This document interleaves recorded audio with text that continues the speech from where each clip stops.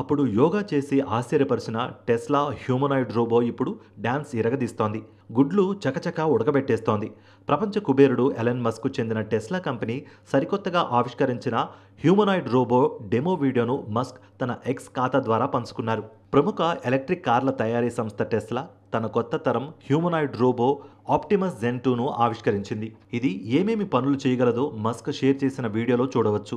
ఇది అచ్చం మనిషిలాగే వివిధ పనులు చేస్తోంది.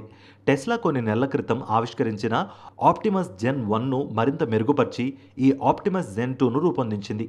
ఇది మునుపటి రోబో కంటే 10 కేజీలు తేలికైనది, 30% వేగవంతమైనది. దీనికి మరింత సామర్థ్యాన్ని జోడించవచ్చు.